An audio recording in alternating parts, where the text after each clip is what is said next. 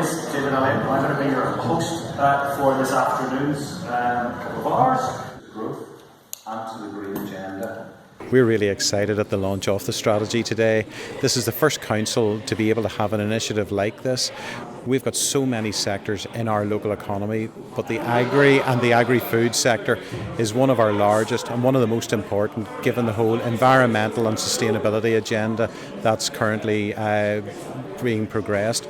So for us today, we're really proud of what we've achieved, and it's the starting point for an awful lot more work. And therefore we were recommending that there's almost like a physical hub there that just provides a base.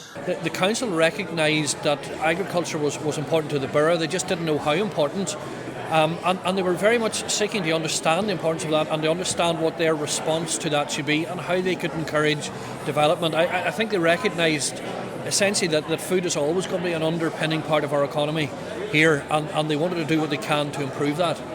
This sector is absolutely huge in terms of the local economy, and huge employer, huge contributor to it.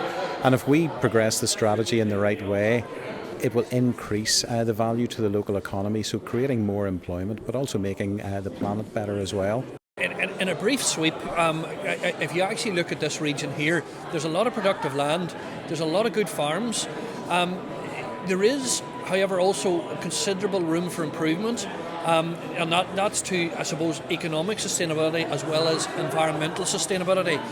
So you could probably talk for quite a long period, but if I had to pull out where I see also the weaknesses and the opportunities, it's around, firstly, use of data. The best farmers are using data extremely well, and they're flying. However, a good long majority of farmers probably are not using it as effective as they could, and as a result aren't making the most effective management decisions. That's number one.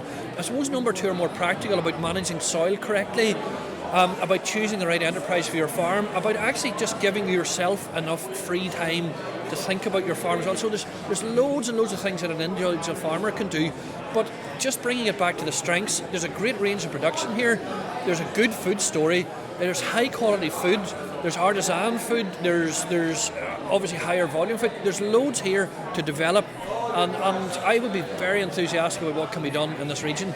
So now that it's out there, it's getting it into action. How's that going to happen? So we've launched the strategy today. That's the first stage in this. What we have to do next is develop the action plan. There are a series of very practical recommendations within the strategy. So for us now to work with our partners, because this isn't something that we do on our own, we need to work with our partners to work up the action plan, set the timelines, and more importantly, make sure we allocate the resources to get it delivered.